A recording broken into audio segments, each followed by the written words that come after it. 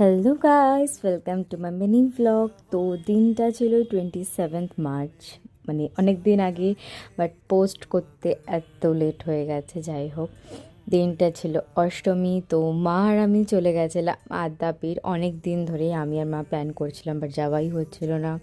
So finally আমরা বেলগাছিয়া দিয়ে মেট্রোতে গেলাম দক্ষিণেশ্বর নেমে আদ্যাপীঠের জন্য টোটো অটো দুটোই পাওয়া যায়। আমরা টোটোতে করে চলে গেছিলাম। মন্দিরে ঢুকেই আগে আমরা কুপন কেটে নিয়েছিলাম যাতে ভোগ মিস না করতে পারি। তারপর দেখলাম বাসন্তী পুজোর কুমারী পুজো চলছে ওখানে।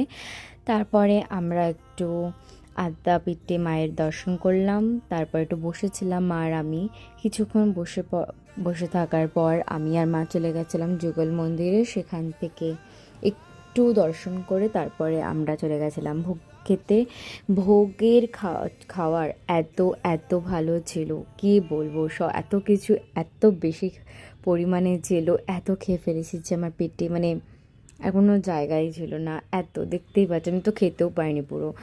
যাই হোক, তারপরে মা আর আমি বেরোনোর আগে আরও একবার চলে গেছিলাম পুজোতে দেখতে। দেখলাম তখন আর পুজো হচ্ছে না সেভাবে, শুধু কুমারী যারা ছিল তারা বসে আছে। আর তারপরে মা আর আমি মেট্রো করে বেরিয়ে গেলাম বাড়ি আসার জন্য। বাড়ি এসে আর কোনো ক্লিপ নেওয়া হয়নি, তো বাড়ি এসে বেশি কিছু করিনি, ঘুমিয়েছিলাম। ঘুম থেকে উঠে গেছিলাম জিমে। যা আমার কাছে জিমেরই ক্লিপ আছে, আর কোনো ক্লিপ নেই। দেখা হচ্ছে নেক্সট ব্লগে। এই ব্লগটা ভালো লেগে থাকলে লাইক শেয়ার সাবস্ক্রাইব করবে। দেখা হচ্ছে নেক্সট ভিডিওতে। টাটা।